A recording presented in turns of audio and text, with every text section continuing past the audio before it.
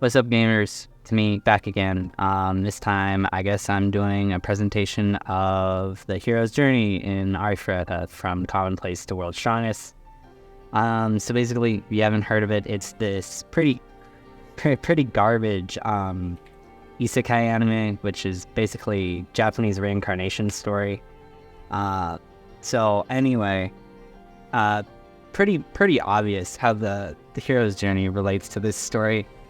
Because it's so tropey and because it's such a common story, it's like pretty much exactly a matchup. There is one thing I had to move, which I'll discuss that as I go on. So let's start. So literally, call to adventure. I figured this one was pretty simple. It's just when he gets summoned to another world, right? This is the main character. He doesn't start out looking like that. He starts out looking like the world's most generic anime character, but eventually he just becomes jaded. I don't know.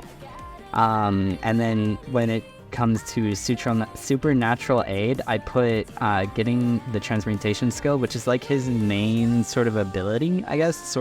Short of him literally having a gun in a fantasy story, that's his like main ability.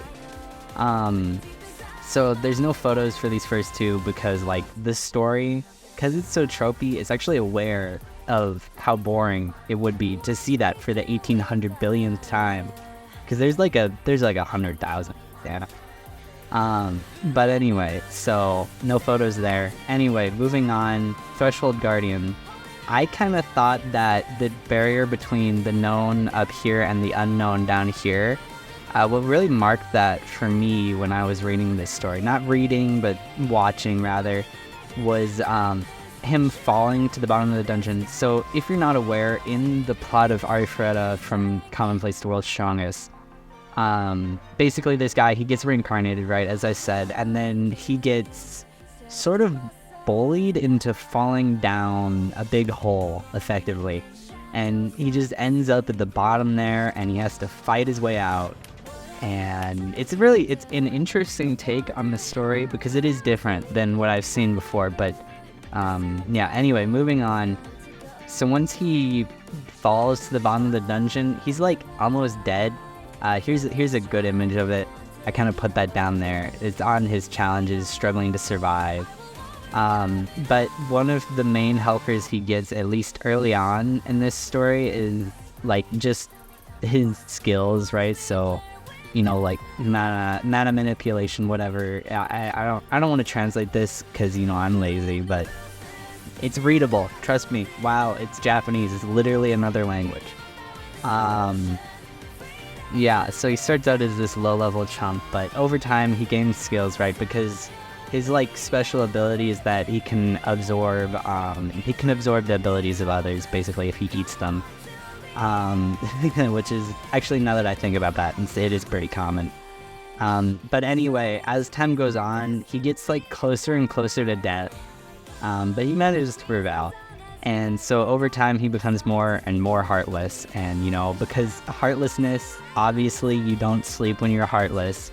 You get bags under your eyes, right? And that makes you look insane, right? So he looks insane. You can see he looks insane, right? Okay, anyway, so I thought Death and Rebirth, it's like he physically, his hair color changes, right? Like, look, see, this is him before he, like, pretty much dies, and this is him after. He does actually lose his arm. Like, you can see over here in this image, he loses his arm, right? So there is an actual bit of loss. Like, he does lose his arm. I mean, that's about as close as you can get to actually die in an anime because of those safety restrictions and whatever. So as I mentioned before, the next step, I did move mentor/helper because he is kind of alone from there to there, right? So his mentor/helper, mostly helper in this case, is Yue, which is, I guess in English you would pronounce it you or whatever. I don't know, I can't read English anymore. It's this yellow one right here. Pretty generic looking. I don't know, I think she has a cute outfit, but that's whatever.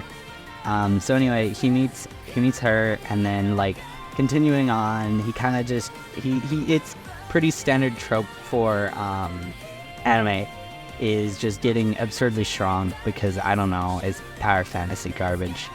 And he just kind of he literally has a gun in a fantasy story. That's kind of beyond human limits to begin with.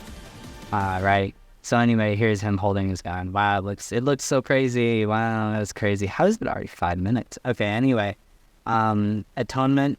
I was putting like he kind of at this point he's kind of already finished his not finished his character arc. But for the most part, he's done changing into a heartless bastard, and then he actually begins the process of changing back into a normal person because he has to rediscover, oh, I'm not a piece of human garbage, and oh, I have actual reasons to live. Because actually in one scene early on, he is like kind of suicidal, but anyway, so he ends up journeying to the surface. So look, there's the door like right before they leave, and then return. I put literally returning to the surface, because by the time he gets out, he has kind of relaxed. He's loosened up a bit, and he's returned to normal mostly. And look, there's a photo of them right before they leave and they go to the surface. This is somehow inside of a dungeon. I don't know. Anyway, hopefully you guys enjoyed that. If you're bored, I would recommend watching it. It does have a lot of non-linear storytelling. So if you're interested in that, remember we did take college comp last semester, and that had that. But I would not recommend it if you have never seen an isekai anime before. Don't watch it. Anyway, that's about it. So bye bye. Thanks for watching. Bye bye.